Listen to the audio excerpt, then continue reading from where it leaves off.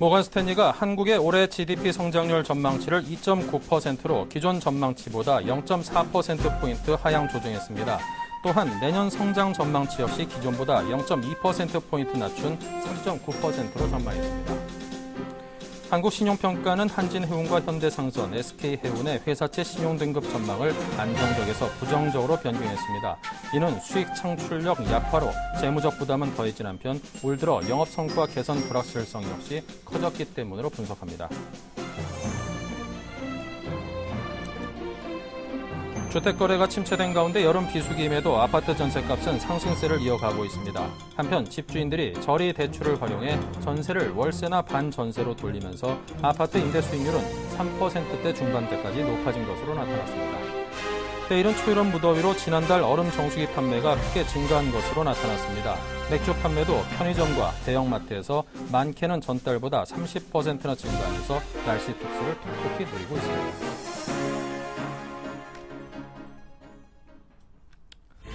네, 시청자 여러분 안녕하십니까. 오늘장 내일장 진행을 맡은 김종석입니다. 자, 오늘은 목요일입니다. 목요일 순서 시작하겠습니다. 자, 오늘도 우리 증시는 좀 약세를 띠고 있습니다. 하지만 선물없던 동시 만기일 등을 맞아서 우리 증시가 오늘 상당히 좀 변동성이 클 수도 있지 않겠는가 이런 우려감을 가졌습니다. 하지만 또 우려했던 것만큼은 아직까지는 시장은 그나마 좀 잠잠한 요즘 들어서의 하락세 추세를 그냥 그 정도 폭을 유지하고 있다. 이렇게 정리를 해볼 수 있겠습니다. 자, 먼저 현재 시장 상황은 어떤지 살펴보겠습니다. 네, 먼저 코스피입니다. 10.8포인트가 하락을 했죠. 1900선을 다시금 내주고 있습니다. 1899.11포인트이고요. 하지만 점심때를 전후해서 상당히 좀 많이 빠졌던 것에 비하면 그나마 낙폭을 좀 회복을 하면서 0.57% 하락으로 좀 잘 지켜내고 있는 상황입니다. 네, 코스피 투자 주체별 매매 동향을 보면요. 요즘 들어서 연일 외국인들이 매도 물량이 상당히 많이 나오고 있죠. 오늘도 3,875억 원, 3천억대의 매물을 쏟아내고 있고 반면 기관은 그다지 많이 받아주진 않습니다. 개인들이 그 물량의 상당 부분을 받아내고 있는 그런 상황입니다. 코스닥입니다. 3.19포인트가 하락했습니다. 0.58% 빠졌고요. 543.01입니다.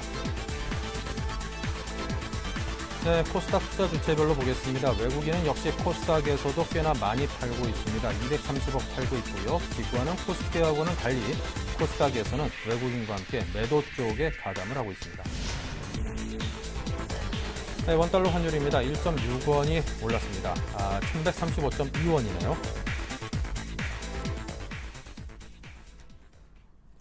네, 오늘도 우리 시장은 하락 국면을 이어가고 있습니다. 1900선이 일시 붕괴되고 있는 상황이기 때문에요. 좀 더 시장의 추이를 잘 살펴봐야겠습니다. 자, 오늘장 내일장 일부에서 준비한 주요 내용들부터 보죠. 김상균과 같이 하는 가치투자 김상균 팀장께서 보유기간 만기 매도 종목에 주목하자라는 의견을 준비했습니다. 다음은 애널리스트에게 듣는다 최재식 팀장이 코스피 1900선 붕괴, 선물옵션 만기일이 원인인지에 대한 분석과 외국인 매도세 당분간 지속될 예상이라고 하는군요. 증시 촉앤촉에서는 일본 니케이 지수 급락 아베노미스에 대한 의구심 증폭에 대한 이야기와 엔화 강세로 일본 수출주의 약세 또 국내 반사이익이 기대된다는 이야기 준비했습니다.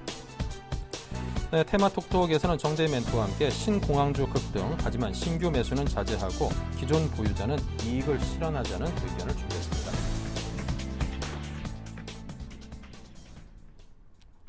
네, 오늘장이 오늘도 좀 하락의 흐름을 이어가고 있습니다. 하지만 전일까지도 여러분께 많은 전문가들과 함께 분석을 했던 이슈 중에 하나가 이제 선물옵션 동시 만기일에 대한 그런 이슈를 좀 다뤄왔습니다. 그만큼 시장이 좀 하락 국면을 면치 못하고 있고 수급적인 측면에서도 외국인들이 상당히 좀 많이 내다 팔고 있는 상황이기 때문에 자칫 오늘 선물옵션 동시 만기일의 시장의 변동성이 좀 극도로 악화될 수도 있지 않겠는가 그런 염려를 많이 했습니다. 대다수 증권시장 관계자들은 그동안 이제 외국인들이 삼성전자에 대한 대규모 매도세와 이날 장 흐름을 좀 유심히 함께 선물옵션 동시 만기를 연결시켜서 오늘의 장 흐름을 유심히 봐야 된다는 그런 의견을 냈었습니다. 자, 최근 외국인이 이제 삼성전자를 대규모 매도를 했었죠. 그 양을 보니까 한 나흘 동안 삼성전자 한 1조 4,800원어치를 순 매도를 했더라고요. 거기다 이제 선물 매도에도 나서면서 누적 매도 포지션이 26,500계약을 웃돌고 있었습니다. 1개월 만에 최대 규모치였기 때문에 자, 오늘 우리 장에서의 시장에 대한 변동성 또 그에 따른 급락에 대한 위험 부담이 분명히 있는 것이고 보면은 많은 분들께서 오늘 하루장을 염려했습니다. 하지만 지금 뭐 1시간여 남은 상황에서 그다지 염려했던 상황은 아직까지는 벌어지지 않고 있고요. 그동안 이런 우려감이 시장에 선 반영되었기 때문에 오늘이 좀 어느 정도 무사히 지나가고 나면은 시장의 방향성은 좀 상승 쪽으로 전환할 수 있을 것이다라는 그런 의견을 내놓는 전문가분들도 꽤나 많았습니다. 오늘만 잘 지나가면은 내일부터는 좀 기대해 볼 만도 하다. 이런 의견이고 보면은 상당히 앞으로의 움직임이 중요하다 싶은 생각이 듭니다. 자, 대신증권 컨설팅랩의 최재식 팀장을 연결해서 과연 어떤 의견을 또 제시할런지 들어보겠습니다. 안녕하십니까? 안녕하십니까? 네, 대외적인 악재 속에서 오늘 우리 시장이 1900선을 내주고 있습니다. 지금 현재 1898선인데요. 연중 최저치입니다. 자, 과연 먼저 선물옵션 동시 만기일의 영향이 오늘의 하락세에 작용을 한 것인지 아니면 다른 원인으로 인한 것인지 그 구체적인 배경 설명을 부탁드립니다. 네, 오늘 뭐 전체적으로 선물옵션 동시 만기일 영향도 있었지만은 최근에 미국의 페드럴 양적 완화 축소 우려에 따른 채권 시장이라든지 예환 시장, 그리고 주식시장 이런 변동성이 커지는 국면에서 발생해서 아무래도 그 영향도 있지 않나 싶습니다. 그리고 그래서 외국인들 입장에서는 인덱스 관련 바스켓 물량도 많이 나왔지만 집중적인 현물 매도도 상당히 좀 나왔던 걸로 알고 보고 있습니다. 네. 자, 그렇다면 이제 우리 코스피 시장이 좀 연일 좀 하락을 계속 하고 있거든요. 이런 하락 추세는 과연 어디까지 내려간 다음에 좀 멈출 수 있을 것인지 그게 가장 궁금할 것 같거든요. 많은 투자자분들이 어느 정도 선을 잡고 계시는지요? 네, 일단 코스피 하락이 장중에 1900선도 이하를 크게 내려갔다가 좀 낙폭이 줄어들긴 하고 있는데요. 아무래도 코스피 하락의 전반적인 그 주변 이제 시장과 동조가 되는 분위기에 있습니다. 그 이유는 알다시피 그 페드의 양적 완화 축소라든지 일본의 장기 금리 상승에 따른 부작용을 방어할 만한 일본 정부가 비호재가 내놓지 않았다는 측면, 그리고 유동성 쏠림이 그동안은 채권 시장이라든지 고금리 통화라든지 고금리가 있는 주식시장 이런 쪽으로 들어갔었지만 그게 일단 이탈이 되면서 안전한 국으로, 특히 이제 미국의 유동성 축소하다 보니까 미국 쪽으로 다시 흘러 들어가는데요. 그런 심리적인 불안감을 고려한다면 내국인들 매도가 좀 더 이어질 것 같고 해서 코스피가 오늘 낙폭은 줄어들긴 하지만 6월 내내 정도에서는 이렇게 좀 바닥을 다지는 분명히 좀 더 이렇게 흔들림이 있지 않을까 싶습니다. 네. 자, 지금 현재 수급적인 측면에 대한 그래프로도 보여드렸습니다만 외국인이 오늘도 4천억이 이제 막 넘어서는 그런 매도 물량을 쏟아내고 있습니다. 자, 외국인의 매도 공세는 어느 정도 선에서 멈출까요? 앞으로 계속 흘러나올까요? 예, 외국인들 입장에서 이제 한국 증시, 한국 물이 이렇게 안 좋아서 파는 부분도 일정 수준 있었겠지만 지금은 전체적인 이제 글로벌한 자산 시장의 유동성이 이제 약간 요동을 치는 상황에 있는데, 특히나 앞서 얘기했듯이 신흥시장의 채권시장이라든지 신흥시장의 통화, 그리고 일부 신흥시장의 주식시장 여기서 좀 이제 빠져나가서 다른 쪽으로 옮겨가는 상황 같습니다. 그래서 특히나 중국과 중국의 경기와 관련된 상품에 관련된 호주라든지 남아공, 브라질 좀 영향이 있었고, 러시아도 마찬가지고요. 그리고 기타적으로 터키라든지 인도 이렇게 막 영향을 받고 있는데, 저는 우리나라가 외환보유고라든지 경상수지 이런 양호한 측면을 고려한다면 다른 나라보다는 외국인 매도 공세가 위기 가능성, 금융 위기 이런 그런 가능성까지는 아니더라도 전반적인 글로벌한 흐름의 심리적인 걸 고려한다면 외국인들은 적극 매도가 아니더라도 계속 한국 물 증시를 사는 데 있어서는 주변 상황이 안정될 때까지는 좀 기다려야 되지 않나 싶습니다. 네. 자, 일단은 뭐 우리 시장만 하락을 하고 있는 것도 아니고 지금 아시아 쪽을 보니까 일본도 뭐 4.58% 지금 하락, 뭐 한 5% 가까이 떨어지기도 했고요. 중국도 한 3%대 하락을 하고 있습니다. 전반적으로 이제 다들 흘러내리는 국면이라서 굉장히 좀 불안하기도 하고 투자 전략을 세우기가 워낙 만만치 않은 상황이거든요. 투자자들에게 어떤 포지션을 취하라고 권유하시겠습니까? 예, 저 생각에서는 뭐 일전에도 그랬지만 이렇게 지금은 뭐 경제적인 측면보다는 뭐 내년 1월 말에 버는 기장의 이제 임기 만료를 앞두고 앞으로 진행될 양적 완화 축소로 인한 이제 금융 유동성의 쏠림의 변화가 금융시장에 대해서 상당히 이제 민첩하게 나오는 단계라서요. 뭐 실물 경제의 위기로 전환되지 않더라도 금융시장 부분에서는 뭐 이러한 뭐 흐름 부분에서는 뭐좀 이렇게 변동성이 많이 커질 수 있다 생각이 드는데요. 그래서 뭐 절대적인 지수라든지 절대적인 뭐 기업의 밸류가 뭐 진짜 매력이 있다면 저는 뭐 그 주변 상황과 상관없이 매수해도 되지 않나 싶습니다. 그래서 당장은 뭐 지수 전체적인 컨셉으로 이제 뭐 6월 대응하기는 좀 어렵긴 하겠지만 뭐 지수가 1900 이하에서 대략 뭐 PBR 1배 이하이기 때문에 저는 가치주 펀드 정도에서는 뭐 분할 매수 조건이 필요하다 생각이 들고, 그리고 뭐 아주 중소형주 아니더라도 중대형주, 중형주 뭐 이런 쪽에서는 뭐 최근에 밸류에이션 부담이 뭐 많이 낮아졌거든요. 주가 떨어지면서. 그래서 그러한 종목군 중심으로 이제 하방 실적이 유효한 경기 방어 소비재 이쪽에서는 뭐 어찌됐든 뭐 중국 경제도 뭐 저성장 뭐 약한 성장이고 다른 나라도 뭐 신뢰성이 아직 불안하고 해서 그런 자격 매력이 발생한 경기 방어 소비재는 좋은 매수 기회라 생각이 됩니다. 네, 오히려 좀 분할해서 매수 접근이 가능한 그런 좋은 기회라는 진단을 내려주셨습니다. 자, 이제 뭐 선로선 동시만길도 어느 정도 좀 무사히 지나가고 나면 앞으로의 장세에 대한 기대감도 좀 있는 게 사실입니다. 오늘 뭐 19일 정도 FOMC 회의에서 연준 의장이 뭐 양적 완화 종료에 따른 그런 우려감을 불식시키는 그런 멘트가 나와줄 수도 있지 않겠는가 하는 기대감도 있고요. 앞으로의 시장의 흐름을 어떻게 전망하시는지요? 네, 일단 뭐 현재 흐름 자체가 저는 뭐 좀 금방 끝날 거라 생각은 되지는 않거든요. 왜냐면 이제 뭐 지금 뭐 양적 완화 축소 부분이 이제 뭐 6월 FOMC 때 다음 주죠. 다음 주 FOMC 때 뭐 어떤 이제 가닥이 나오고 또 뭐 7월, 8월 뭐 잭슨홀 뭐 9월 이런 이제 시점에 따른 불확실성도 있고 방법에 대한 불확실성도 있고 과거에 또 양적 완화 축소 뭐 시장이 반응이 있었던 학습 효과도 없었기 때문에 뭐 당장 뭐 6월 달에 뭐 있을 것 같다니 가시적인 뭐 그런 단기적인 이벤트에 이렇게 연연할 필요 없다 생각이 듭니다. 그래서 저는 전체적으로는 아직까지는 양적 완화 축소에 따른 일부 이제 그동안 많이 올랐던 애들을 자산에서 돈을 빼서 좀 움직여주고 있는 부분이 좀 더 시장 교란할 수는 있겠다. 그렇다 하더라도 좋은 주식이라든지 좋은 뭐 이렇게 지수 이런 것들이 많이 매력 있는 것들은 오히려 이게 나중에 봐서는 상당한 기회가 되지 않을까 싶습니다. 그래서 뭐 전체적으로 모든 걸 이렇게 다 나쁘게 볼 필요도 없고 또 모든 걸 좋게 볼 수 없겠지만 뭐 그리고 현재 저기 뭐 양적 완화 축소 우려가 금방 끝나서 금융시장 안정이 될 거라고 막연한 기대보다는 좀 더 불확실성 면이 연장될 수 있다는 쪽으로 보는 게 맞지 않나 싶습니다. 네, 잘 들었습니다. 지금까지 대신증권의 최재식 팀장과 함께 분석을 해봤습니다. 감사합니다. 네.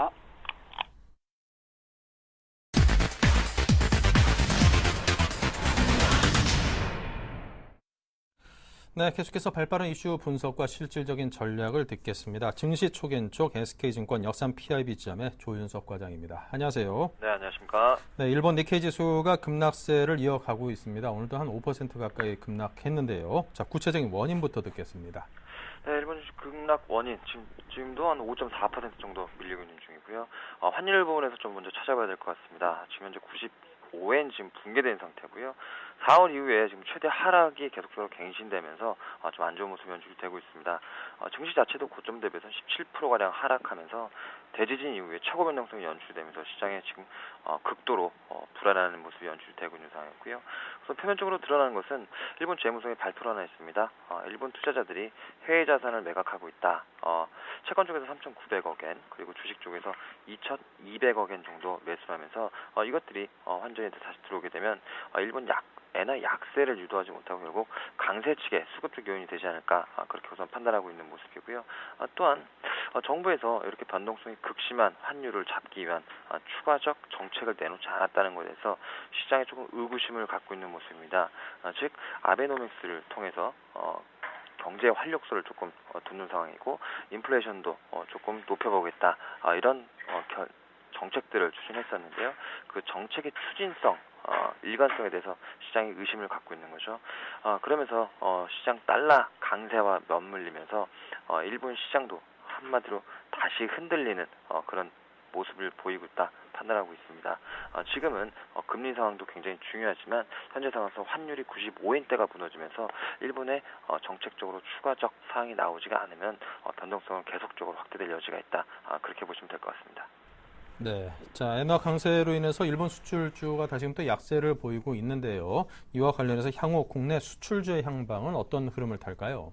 네, 우선 지금 현재 일본 쪽 대표 업종이죠. 수출의 대표 업종인 자동차 중이 지금 굉장히 하락을 많이 하고 있는 상황이고요. 그 외에 지금 지수가 빠지고 있기 때문에 증권주나 그리고 금리 부분에 대한 비용 부분이 발생하는 그런 전반적 금융주에 대해서 약세가 지금 진행이 되고 있습니다. 결국 증시 폭락과 이자 과정 통한 자본 손실을 좀 일으킬 수 있다는 지금 가능성이 증시에 투영되고 있는 모습인데요. 그에 대한 반사익으로 국내에서 수출주에 대한 이익은 당연히 있을 것으로 판단하고 있습니다. 특히 오늘 같은 경우도 지금 자동차주가 완성차를 제외하고 부품업체들은 상당히 좀 긍정적인 모습으로 연출이 되고 있다. 그렇게 보시면 될 것 같습니다. 특히 엔화 약세가 진행되고 나서부터 국내 자동차 완성업체든지 부품업체들이 동반으로 하락하는 모습을 보였었죠.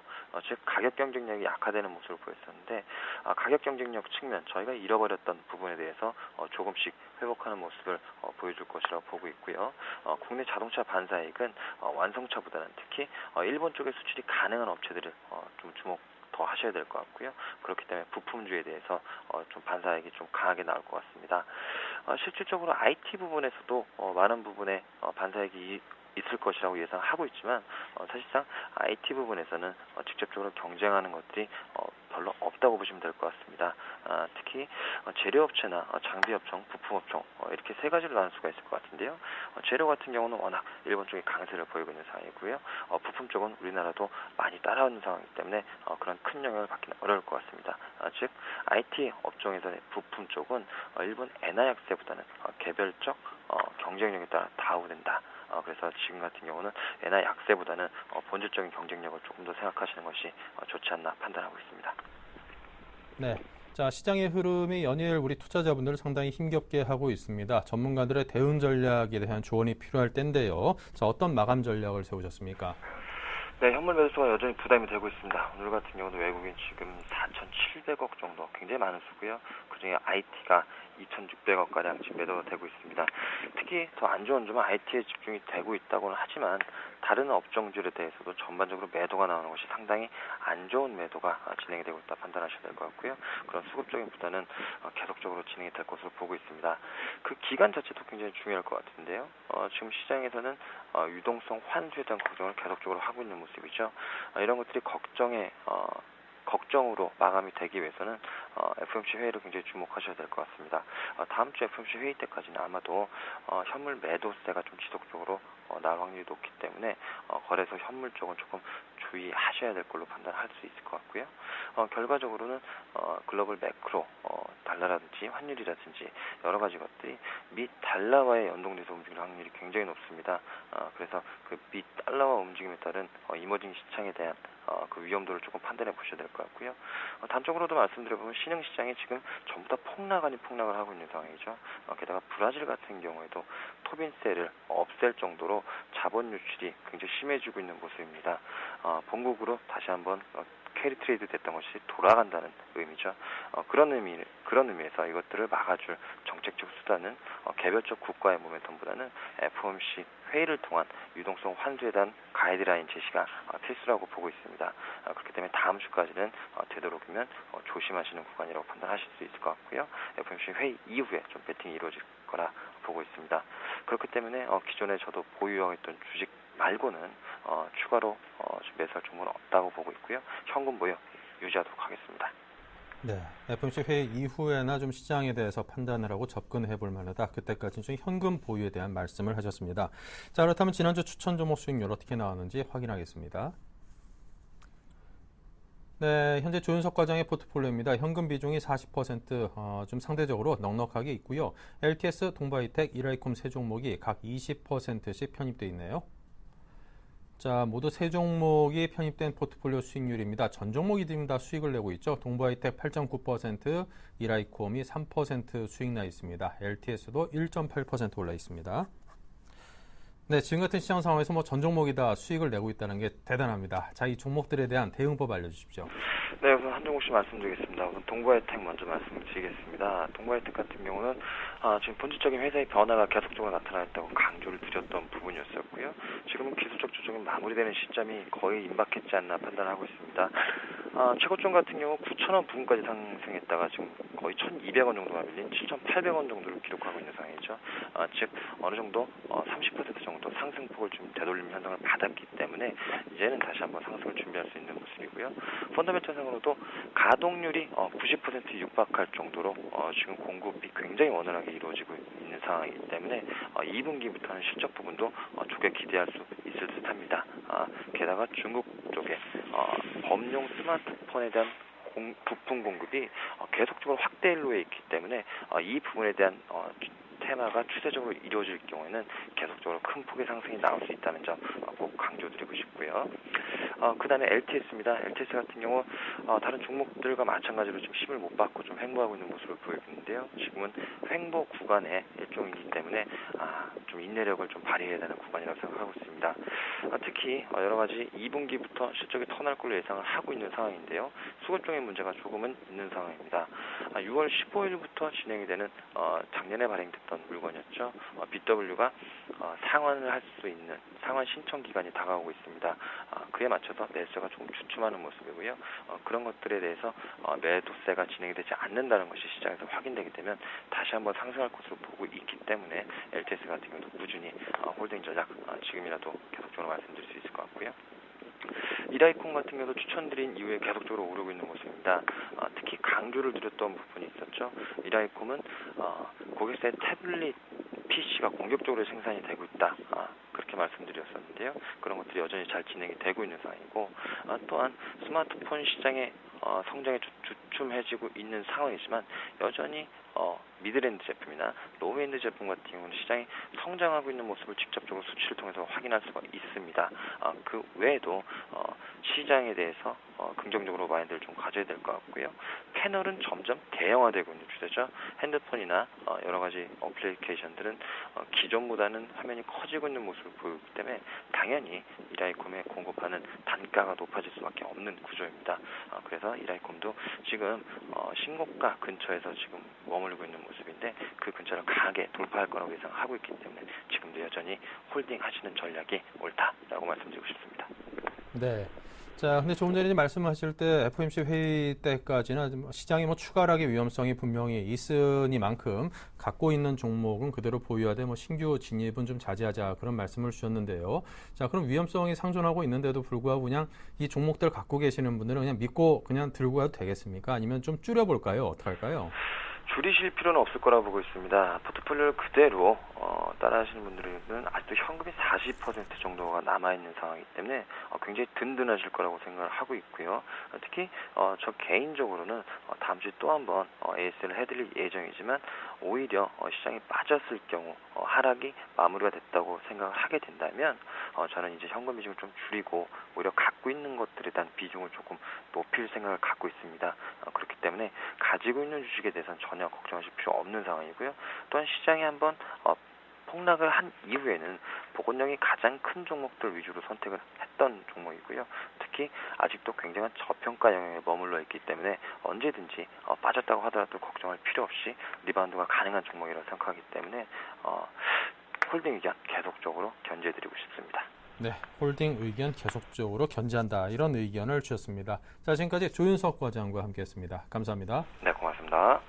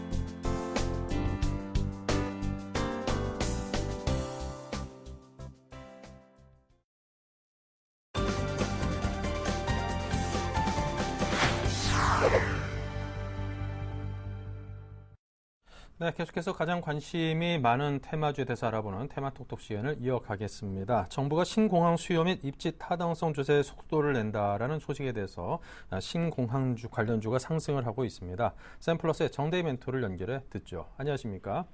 네, 안녕하세요. 주식승천 열심 멘토 정대입니다. 네, 자, 또 다른 이제 또 테마가 하나 시장에 던져졌습니다. 신공항주의 상승 배경. 먼저 이것부터 구체적으로 설명 주십시오. 예, 그동안 이제 백지화설까지 언급이 했던 그 신공항 건설 사업이요. 그 국토부의 그 수요조사 후 결과에 관계없이 곧바로 입지 타당 조사를 실시하기로 하고, 이를 이제 기획재정부의 이달 중 그 발표 예정인 그 지역 공약 이행 계획에 신공항 건설을 포함시켜 달라. 그리고 또 내년에 타당성 조사 비용도 예산에 반영해 줄 것을 좀 주문한 것으로 이렇게 드러나면서요. 신공항 건설 사업이 이제 첫 관문을 좀 넘은 거라고 보고, 거기에 따른 이제 기대감 때문에 급등한 것으로 보입니다. 네.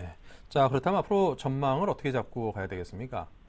예, 일단 전망은 주가의 전망 자체는 좀 급락의 우려도 충분히 있다. 그래서 좀 조심하셔야 된다라고 말씀을 드리겠고요. 더군다나 오늘같이 좀 장이 안 좋은 장에서 이렇게 올라오는 종목들이 있으면 개인들이 이제 신규 매수나 혹은 추경 매수를 하는데, 일단 보유하신 분들은 조금 수익 실현을 해주시고, 그리고 현재 좀 손실권이신 분들은 좀 비중 축소를 해주시는 게 어떨까 좀 말씀을 손절가를 잡고 대응하시는 게 어떨까라고 말씀을 드리겠습니다.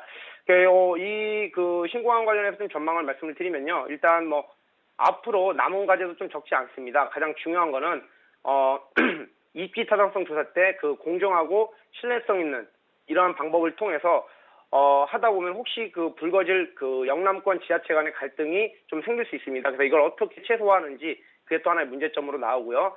또 기획재정부가 이달 중 발표 예정인 그 정부의 그 지역 공약 추진 일정과 그 세부 재원에 대한 대책에 신공항 건설이 반드시 포함돼야 되는지, 그게 돼야 이 주가 자체도 좀 탄력을 받을 수 있는데, 지금 이렇게 갑자기 국토부에서 태도를 바꾼 거는요. 아무래도 지금 현 정부, 그러니까 출범한 지 얼마 안 된 현 정부에 충분히 이 현안이 부담이 되고 있다.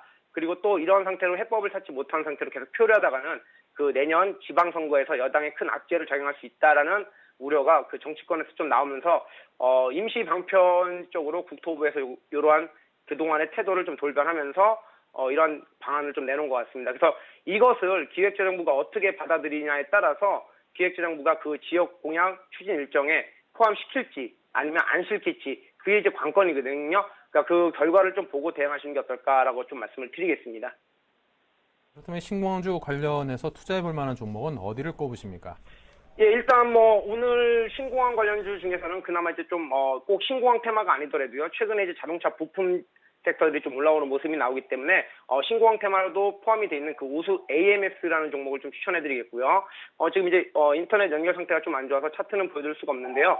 지금 매수가는 이제 현재가로 그냥 매수를 하셔도 될 것 같고요. 목표가는 최근의 고점인 1,650원, 그리고 손절가는 1,400원 정도 잡으시면 될 것 같고, 추가적으로 조금 설명을 드리면 이 회사는 기아차의 1차 협력업체로서요. 조향 부품이라든가 구동 부품을 또 생산하는 업체고 또 현대차라든가 그리고 GM 쪽에도 납품을 하는 괜찮은 회사다라고 좀 말씀을 드리겠습니다. 자, 일단은 뭐 신공항 관련해서도 괜찮지만 그보다도 기업 자체의 어떤 실적이라든가 사업성 면에서 상당히 더 좋다. 이런 말씀으로 이해를 해보겠습니다. 자, 이렇게 해서 오늘 신공항주 테마에 대해서 정대희 멘토께서 분석을 해드렸습니다. 감사합니다. 예, 수고하셨습니다.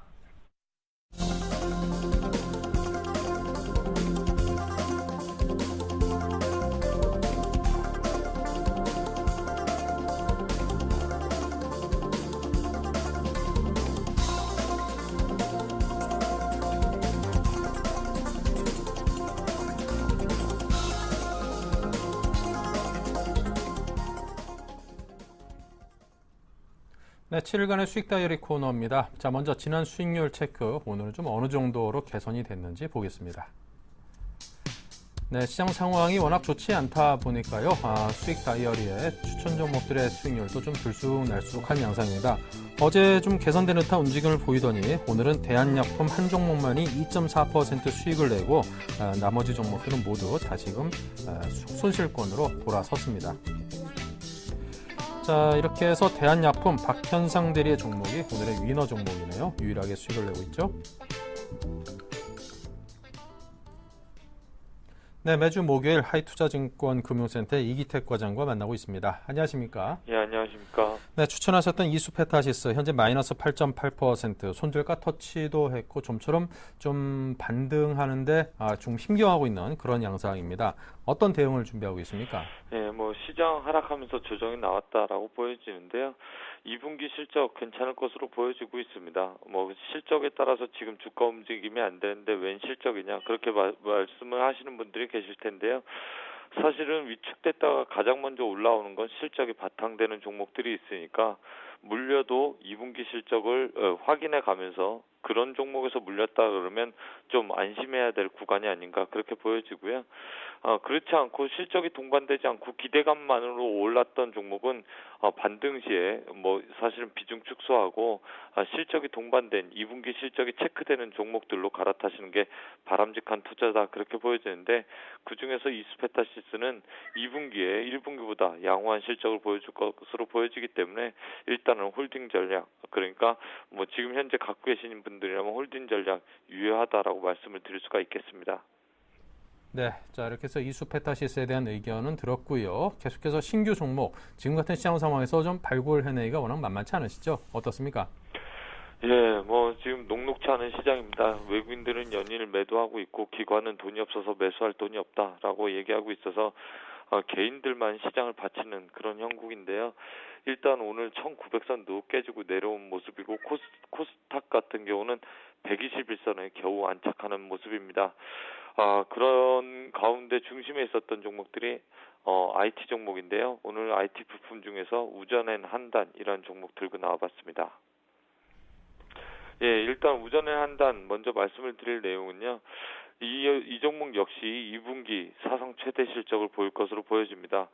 2분기에 이어서 1분기에 이어서 2분기 역시 좋아질 것으로 보이는데 일단 외국인들은 시장 하락 동시에 매수해온 몇 안 되는 종목입니다.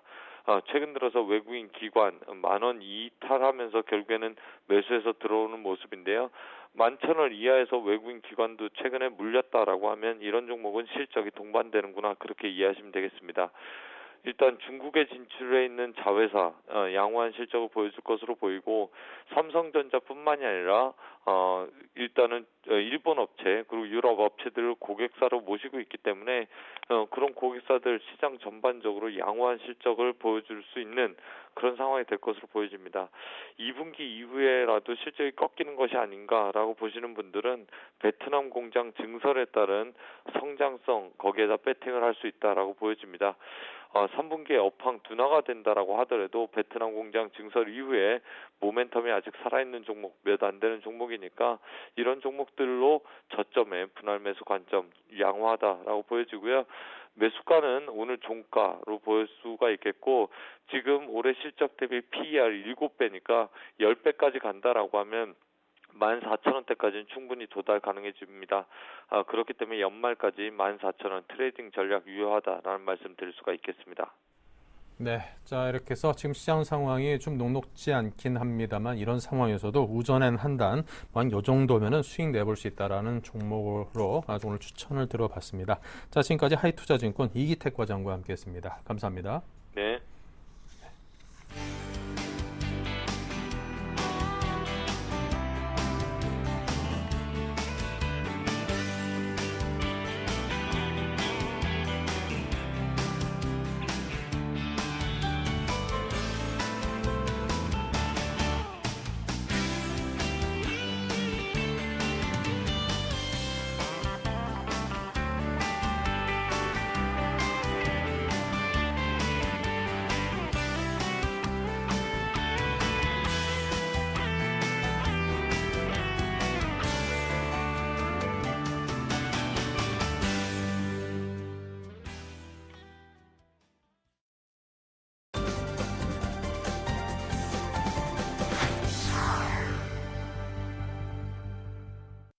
네, 플래너의 투자연구소의 김상균 팀장을 모시고 가치 투자의 비법도 전수받고 지금 시장 상황에 적절한 투자 전략과 종목들에 대한 이야기까지 들어보겠습니다. 김상균과 같이 하는 가치 투자 코너의 김상균 팀장입니다. 어서 오십시오. 네, 반갑습니다. 네, 자 먼저 지난주 포트부터 먼저 확인을 할까요? 네, 지금 현금 비중이 60%입니다. 펜엔터테인먼트가 10%, 허버 반도체, 한양 ENG, 아이테스트 등등 모두 4종목이 10%씩 40%, 6대4의 비중으로 편입이 되어 있습니다. 네, 그 전에 비해서 이제 종목수가 많이 줄고 포트폴리오가 상당히 좀 단순해졌습니다. 현재 수익률은 50%를 내고 있고요. 펜엔터테인먼트가 유일한 손실 종목이었는데 지금은 28%로 손실폭이 좀 더 커졌습니다. 아이테스트가 신규로 추천을 받았는데 워낙 그 이후로 시장 상황이 좋지 않다 보니까 현재 마이너스 10% 손실이 나 있습니다. 하지만 어버브 반도체가 67% 올라 있고요. 한양 ENG가 1%가 상승을 해 있습니다. 네, 이 모베스 이렌텍 등 지난주까지 이제 포트에 있던 종목 5개가 이번 주에는 빠져 있습니다. 그 종목들에 대한 AS부터 먼저 해보겠습니다. 예, 전체적으로 시장 자체의 분위기를 보면 아직까지 문제가 있다. 시장 자체의 리스크가 좀 크다라고 볼 수가 있겠습니다. 전체적으로 삼성전자를 필두로 해서 갤럭시 S4가 판매 부진을 인해서 목표가 자체가 하향되고 그에 따른 1차 밴더, 2차 밴더 이런 부품주 역시 동반 하락을 하고 있는 추세라고 보시면 되겠습니다. 더욱이 수급 쪽으로나 여러 가지 외국인들의 매도세가 지속적으로 계속되고 있고 마찬가지로 개인들의 매수세만 받치고 있다 보니까 상대적으로 주가들의 탄력이 좀 부족한 상태라 보시면 되겠습니다. 모베이스를 먼저 보시겠습니다. 모베이스 같은 경우에 기존에 1분기에 실적이 좋게 나오고 2분기에 실적도 기대감에 의해서 어느 정도 상승이 구정대로 되면서 약간 횡보하는 모습이 나왔습니다. 박스권 형태의 모습이 나오다가 최근 들어 마찬가지로 갤럭시 S4 판매 부진 이슈가 나오면서 주가 자체가 급락을 했습니다. 하지만 보통 급락하고 나서 보통의 주 같은 경우에는 어느 정도 다시 상승이 나오기 마련인데 모베이스는 아직까지 탄력이 떨어지고 있는 상태입니다. 이렇게 탄력이 떨어지는 가장 큰 이유가 여러 가지 물량 부분이 축소되지 않을까. 갤럭시 S4가 판매가 부진이 되면서 마찬가지로 모베이스라든지 이런 이 하위 업체들에 대해서 CR 단가 압력이 오지 않을까, 이익률 부분에 훼손이 되지 않을까 이런 우려감이 지속적으로 나오고 있는 상태라 보시면 되겠습니다. 그런 모습 때문에 모베이스라든지 마찬가지로 이런 갤럭시 S4에 전형적으로 부품을 납품하고 있는 휴대폰 부품주가 전체적으로 약세를 보이고 있습니다. 모베이스를 제가 이익 실현을 한 가장 큰 이유는 아직까지 모멘텀이 죽었거나 회사에 문제가 있는 것이 아니라 시장 자체의 수급적인 논리에 의해서 현금 확보 차원에서 매도를 권해드리는 겁니다. 일정량은 우선은 모베이스라든지 이런 기타 종목들을 빠져나오고 나서 현금을 확보하고 계시고 차후에 추가적인 하락이 나올 때 다시 한번 재진입이라든지 휴대폰 부품주를 제외하고 그동안 밸류에이션상 충분히 쌌던 종목들, 이런 종목들에 집중하는 것이 좀 더 나을 것 같습니다. 실제적으로 모베이스도 장기적으로 들고 갈 거는 충분히 다시 25,000원 정고점까지는 다시 올라갈 수 있다고 보일 수가 있겠습니다. 하지만 전체적으로 모베이스 같은 경우에 실적이 제대로 찍혀지고 반영이 되는 시기는 2분기 1부분부터 시작해서 베트남 법인이 실적이 반영되는 시기는 3분기부터 제대로 실적이 반영되고 있습니다. 즉 2분기와 3분기까지는 아직까지 시간이 남아있기 때문에 시간적인 생각을 하신다면은 그동안 모베이스보다 더 많이 빠지고 상대적으로 가치가 더 좋은 종목들 그쪽으로 집중하시는 것이 좋을 것 같습니다. 이렌텍도 마찬가지입니다. 모베이스와 이렌텍은 거의 동일하다고 보시면 됩니다. 모베이스와 이렌텍의 가장 큰 차이점은 모베이스는 휴대폰 케이스만 한다는 점과 이렌텍은 기존의 핸드폰 배터리라든지 여러 가지 부품 중에서도 케이스를 추가적으로 했다는 것입니다. 나머지는 거의 다 동일하다고 보시면 됩니다. 그나마 이렌텍 같은 경우는 저PSR, 원래 이익률 자체가 낮았습니다. 배터리 같은 경우에 판매를 하더라도 뭐 영업이익률 1%, 마진이 실제적으로 1% 미만으로 떨어졌습니다. 실제적으로 영업이익률 같은 경우는 3에서 4% 정도 움직였습니다. CR을 하더라도 CR을 할 수가 없겠죠. 그렇기 때문에 이렌텍 부분에서는 오히려 모베이스보다 안전마진을 더 가지고 있지 않을까 개인적으로 생각하고 있습니다. 다만 아쉬운 것은 이렌텍 같은 경우에 BW라든지 이런 물량 부담에 대한 이슈가 있기 때문에 마찬가지로 이렌텍과 모베이스 둘 다 이익 실현하고 차후를 노리는 방법을 제시해드리도록 하겠습니다. 그리고 TJ 미디어입니다. TJ 미디어 같은 경우에 1분기 작년 기저효과에 의해서 YOY 대비해서는 높은 실적을 발표했습니다. 하지만 주가 자체가 지속적으로 약세를 보이고 있는 것은 머스트 투자자문에서 지분을 계속 축소를 하고 있고 기저효과 같은 경우는 올해 상반기에만 나오게 되고 하반기에는 다시 부진한 모습이 나올 것으로 예상하고 있습니다. 실적 자체가 부진한 것이 아니라 이 TJ 미디어 같은 경우는 일본에 많은 수출을 하는 그 노르반 기계업체입니다. 마찬가지로 일본에 수출을 하게 될 경우는 엔화 하락에 의해서 이익률 부분에서 약간의 회석 부분이 있고 동남아 수출 부분 같은 경우에는 상대적으로 이익률이 아직까지는 조금 시기상조다 이런 상태로 보시면 되겠습니다. 하지만 배당가치 측면이나 여러가지 밸류에이션 측면을 봤을 때는 충분히 가격적인 메리트는 가지고 있다라고 보시면 되겠습니다. 다음은 연희정보통신입니다. 연희정보통신 같은 경우에도 지속적으로 큰 폭으로 상승을 하다가 주가 조정이 나오고 다시 한번 2차 상승이 나오고 있습니다. 이때 상승을 하고 지금 주가 자체가 다시 윗꼬리를 틀면서 위로 상승하는 가장 큰 이유는 자사주 매입입니다. 최근에 자사주 매입 약 100억 원 규모의 3개월 단위로 자사주 매입 강시가 나왔습니다. 그에 따라서 주가 자체를 하락 부분에서는 충분히 방어하고 있다고 보시면 되겠습니다. 마찬가지로 다른 종목과 마찬가지로 연희정보통신 같은 경우에도 올해 호실적을 예상하고 있습니다. 하지만 현금 확보 차원에서는 연희정보통신 같은 경우도 매도를 하는 것으로 결정을 하겠습니다. 다음은 자화전자입니다. 자화전자 같은 경우에도 매도를 추천해 드리도록 하겠습니다. 자화전자도 앞으로 꾸준히 지속적으로 성장할 것으로 예상하고 있습니다. 특히 삼성 갤럭시 S4 말고도 향후 나오는 모델, 특히 이래 지속적으로 나오는 모델 같은 경우에는 지속적으로 휴대폰 카메라가 좋아지는 형성으로 나오고 있기 때문에 자화전자의 AFA, 엔코더 방식에 지속적으로 납품이 될 것으로 예상하고 있습니다. 하지만 기존의 이익률이 워낙 좋았기 때문에 삼성전자의 이익률이 훼손된다면 마찬가지로 자화전자도 훼손되지 않을까 하는 우려감이 있습니다. 아직 훼손이 된다라고 얘기하는 것이 아니라 우려감 부분이 있기 때문에 주가 자체는 기대감이라든지 우려감이라든지 여러 가지 선반영되는 경우가 많습니다. 그 우려감 부분에서는 어느 정도 매도를 해서 나와주시고 현금을 확보하는 것이 우선은 좀 더 좋지 않을까 보고 있습니다. 저는 개인적으로 시장 자체를 당분간은 좀 더 어렵지 않을까라고 보고 있습니다. 그렇기 때문에 우선은 현금을 최대한 많이 확보를 하고 주가 자체가 폭락이 왔을 때 그때 좋은 종목으로 다시 한번 공략을 해서 집중해서 들어가는 것이 시장을 이기는 좋은 방법이지 않을까라고 생각을 하고 있습니다. 네.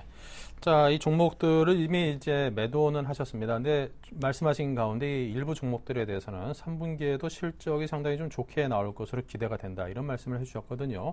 아직까지 매도를 하지 않고 이 종목을 갖고 계시는 분들 입장에서는 그런 것들까지 감안을 해서 주가가 좀 더 높이 올라주기를 기대할 수도 있을 법합니다. 목표가를 좀 더 높이 잡고 한번 홀딩해보는 전략. 이거에 대해서는 어떻게 생각하십니까? 예, 전체적으로 최초 정했던 목표가보다는 약간 조금 보수적으로 잡는 것이 좀 더 좋을 것 같습니다. 하지만 목표가 자체를 크게 변경을 하거나 이렇기보다는 이미 어느 정도의 폭락을 맞으신 분들께서는 나는 이 부분에서는 매도를 해서 나오는 게 싫다. 오히려 홀딩을 해서 기다리겠다. 이런 분들께서는 좀 더 긴 호흡, 당장 2분기보다는 3분기 이상을 지켜보시고 올해 9월달과 10월달 이상까지 지켜보시면은 종고점 이상까지는 다시 한번 올라가지 않을까라고 생각을 하고 있습니다. 제가 매도를 지금 매도 사인을 보내드린 것도 오늘 기준입니다. 오늘 아침 기준으로 해서 매도를 한 겁니다. 그렇기 때문에 지금 가격 매도를 하는 것도 나쁘지 않다. 개인적으로 생각을 하고 있습니다. 네. 자, 그렇다면 다음으로 이제 나머지 종목들에 대한 AS를 이어가겠습니다. 이 종목별로 좀 상세하게 말씀을 해주시기 바랍니다. 예, 첫 번째 펜엔터테인먼트라는 종목입니다. 펜엔터테인먼트 같은 경우에 다른 종목들은 매도를 했는데 왜 펜엔터테인먼트를 매도를 하지 않았나라고 물어보고 있습니다. 실질적으로 모베이스와 이렌텍이라든지 기타 종목 같은 경우에 지난주에 매도를 하려고 했습니다. 그런데 아쉬운 게 현충일과에 같이 끼어 있어서 그날 방송을 하지 못해서 그냥 오늘 매도 사인을 보내드리는 거고요. 펜엔터테인먼트 같은 경우에는 워낙 워낙 싸기 때문에 지금 구간에서 매도하기에는 너무 아깝지 않나라고 보고 있습니다. 3,500원 이하 구간이 같은 경우에는 지금 연중 최저점이라고 보시면 되겠습니다. 이 저점에서 매도를 해서 나오는 것보다는 오히려 기술적 반등이라든지 펜엔터테인먼트의 자산적인 가치라든지 영업권이라든지 이런 것을 볼 경우에는 충분히 가격적인 메리트가 있다고 보고 있습니다. 펜엔터테인먼트도 마찬가지로 그리고 주식 자체를 손해를 보고 나온다는 것은 안타까운 일이기 때문에 긴 호흡으로 지켜볼 경우에는 충분히 이득을 보고 나올 수가 있습니다. 펜엔터테인먼트는 꾸준히 홀딩을 하는 것을 제시해드리도록 하겠습니다. 그리고 어버브 반도체입니다. 어버브 반도체 같은 경우에 에이트럼 인베스트에서 주식을 매수하고 5% 공시가 났음에도 불구하고 주가 자체가 약 10거래 연속으로 빠지다가 며칠 전에 상한가에 가고 다시 5,500원에 안착하는 모습을 보이고 있습니다. 주가 자체는 이미 에이티넘 부분에서는 이미 주가 자체가 반응을 했고 지금은 다시 실적 부분 모멘텀이 나올 시기라고 보시면 되겠습니다. 실질적으로 오버 반도체를 매수했던 것도 당장 올해보다는 내년이 더 좋아질 것을 예상하고 매수를 했는데 주가 자체가 더 빠르게 움직였다고 보시면 되겠습니다. 어부 반도체 같은 경우는 목표가 더 길게 보시고 긴 호흡으로 지켜보시고 내년까지 꾸준히 들기할 경우는 지금 가격에서도 충분히 메리트가 있는 가격이라 보시면 되겠습니다. 다음은 한양 ENG라는 종목입니다. 한양 ENG 같은 경우에는 반도체 설비 네. 죄송합니다. 괜찮습니다. 천천히 하시기 바랍니다. 예, 한양 ENG 같은 경우에는 반도체라든지 IT 부분, 설비 투자, 배관 설비를 하는 업체라고 보시면 되겠습니다. 최근 들어 삼성전자가 17라인, 시안 공장, A3 공장 지속적으로 투자를 하겠다고 발표를 하고 있습니다. 그런 투자를 할 때 가장 1순위 먼저 건물이 땅이 지어지고 위에 건물이 지어지고 그 위에 배관이 들어가야겠죠. 마찬가지로 이 한양 ENG라는 회사 같은 경우는 배관을 하는 업체이기 때문에 다른 업체보다 1순위로 먼저 실적이 찍혀질 가능성이 매우 높다고 보시면 되겠습니다. 지금 7,580원 약 4.4% 빠진 구간이라고 보시면 되는데 저희가 매수했던 가격과 동일한 가격이라 보시면 됩니다. 그렇기 때문에 오늘 저 같은 경우는 오늘 지금 약 비중 10%였지만 여기서 10% 비중을 확대하는 전략을 제시하도록 하겠습니다. 현재 포트 비중에서 약 20% 정도로 추가해서 10%를 추가 매수해서 20%로 한양 ENG를 끌고 가도록 하겠습니다. 가장 먼저 2분기와 3분기 실적이 찍어질 것을 예상하고 있습니다. 한양 ENG 같은 경우에는 2분기는 작년과 비슷한 수준을 예상하고 있고 실질적으로 실적이 가시화되는 것은 3분기입니다. 2, 3분기 실적을 예상하면서 꾸준히 분할 매수로 접근할 경우에는 한양 ENG 역시 좋은 실적과 좋은 주가 자체를 볼 수가 있겠습니다. 그리고 마지막으로 아이테스트라는 종목입니다. 아이테스트 급등하고 나서 주가 자체가 지속적으로 하락을 하고 있습니다. 최근 들어 제가 반도체 후공정 업체들 거의 10몇 군데를 탐방을 갔다 왔습니다. 그 탐방간 업체 중에서도 가장 뛰어난 탑픽으로 뽑을 만한 것을 저는 아이테스트로 뽑고 있습니다. 아이테스트를 뽑는 가장 큰 이유는 반도체 업체는 지속적으로 좋아지고 있습니다. SK 하이닉스라든지 이런 업체들 하반기로 들어올수록 마찬가지로 납품하는 업체들 다 좋아지는 건 사실입니다. 그 중에서 아이테스트가 유독적으로 돋보이는 가장 큰 이유는 회계를 변경했기 때문입니다. 기존의 감가상각 약 7년에서 5년에서 7년으로 변경하고 7년에서 10년으로 이거 변경을 하면서 이 회계 부분적인 측면에서 아이테스트가 이익이 올해 약 100억 정도, 100억에 가까운 이익이 추가적으로 더 잡히게 됩니다. 그렇게 되면은 당연히 밸류에이션도 더 좋아지고 회사 실적도 더 좋아지는 모습이 보이게 됩니다. 특히 아이테스트 같은 경우에는 SK 하이닉스라든지 고정비 부분에서는 영업 레버리지가 발생하는 회사이기 때문에 지속적으로 실적이 좋아질 경우는 영업이익률은 더 좋게 올라갈 것으로 보고 있습니다. 그렇기 때문에 아이테스트도 관심을 가지고 한양 ENG와 마찬가지로 아이테스트도 오늘 10% 추가적으로 매수를 해서 비중을 늘리는 것을 제시되도록 하겠습니다. 네. 자, 지금 아이테스트 같은 경우는 10% 정도 지금 추천을 하고 나서 일단은 빠졌습니다. 빠진 상황에서 오히려 지금 추가로 매수를 해서 양을 늘리되 단가를 좀 낮게 가져가자 그런 말씀을 하셨는데요. 네. 자, 근데 지금 코스닥 시장도 지금 워낙 좀 녹록치 않습니다. 오늘도 한 4.69포인트가 빠져가지고, 물론 코스피보다는 상대적으로는 좀 낮긴 합니다만, 그래도 염려가 되거든요. 지금 코스닥 시장에 대한 전반적인 진단과 전망과 함께 묶어서 지금 상황에서 이게 저가로 좀 더 사는 것에 대해서 다시 한번 좀 확신 갖고 손을 뻗을 수 있도록 말씀을 좀 주시면 힘이 되지 않을까 싶습니다. 예, 코스닥 시장 자체가 불안하고 움직임이 안 좋은 건 사실입니다. 하지만 그렇기 때문에 저 같은 경우에 현금 비중을 확보를 했고 한양 ENG와 아이테스트 같은 경우에는 올해 예상 실적 대비해서 충분히 싼 구간, 저평가 구간이라 보시면 되겠습니다. 시장의 움직임도 중요하겠지만 제일 중요한 것은 여러 가지 그 실적, 회사의 펀드멘탈 문제라고 보시면 되겠습니다. 아무리 기관이라든지 외국인들의 수급적인 논리에서 시장 자체가 출렁이더라도 기업의 펀드멘탈이라든지 실적 부분에서 이상이 없고 꾸준히 진행된다라면 주가 자체는 단기적으로는 빠지더라도 장기적으로는 충분히 오를 수 있다라고 보시면 되겠습니다. 사실 주가 자체를 오늘 매수한다고 해서 내일 당장 뭐 주가가 오를지 다음 주에 주가가 올라갈지 내려갈지 알 수가 없습니다. 하지만 장기적으로 아이테스트나 한양 ENG라든지 이런 종목을 봤을 때는 빠르면 올해 말, 늦어도 내년이면은 지금의 가격보다는 충분히 더 올라가 있지 않을까라는 것은 예상할 수가 있습니다. 그렇기 때문에 바로 매수를 한다고 해서 바로 적극적으로 100% 공략을 하기보다는 꾸준히 분할 매수로 어느 정도 좋은 가격대, 뭐 2,200원이라든지 이런 가격대를 제시해두고 그 가격대에 오기만 하면 분할 매수로 접근하겠다. 이런 관점으로 접근하실 경우에는 장기적으로는 큰 이득이 날 것으로 예상하고 오늘로 매수를 하도록 하겠습니다. 네, 자 이렇게 해서 오늘로 좀 더 추가로 매수를 한다라는 그런 의견을 드렸습니다. 아무래도 뭐 위기하고 기회하고 뭐 이렇게 같이 온다라고 하니까요. 이런 기회에 좀 더 단가를 낮춰가지고 수익을 높여보는 그런 전략. 혹시라도 적극적으로 한번 임해 보시겠다라는 생각이 드시는 분께서는 김상균 팀장께서 권해준 이런 전략을 한번 취해 보시는 것도 도움이 되지 않을까 싶습니다. 자, 그럼 이제 최종 포트를 다시 한번 정리를 해볼까요? 포트폴리오입니다. 김상균 팀장은 현재 현금 비중을 40%로 줄였습니다. 60에서 40으로 줄어들었고요.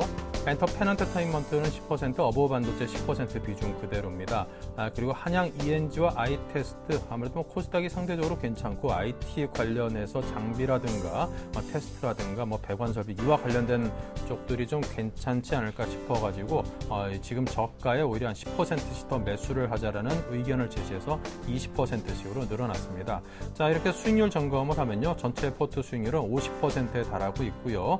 현재 펜엔터와 그리고 아이테스트 두 종목은 마이너스 28, 마이너스 10%입니다. 하지만 어버브 반도체가 67%로 크게 올라있기 때문에 전체적인 수익률을 잘 방어해주고 있는 그런 상황입니다. 네, 이렇게 해서 종목에 대해서 투자 전략에 대해서 또 현재 시장에 대한 진단에 대해서 이야기를 종합적으로 나눠봤습니다. 플래닛 투자연구소 김상균 팀장과 함께했습니다. 감사합니다. 감사합니다. 네. 자, 1부 여기서 마치고요. 지금 우리 시장 좀 낙폭을 보다 더 키우고 있습니다. 어떻게 마감을 했는지 잠시 후 2부에서 전해드리겠습니다.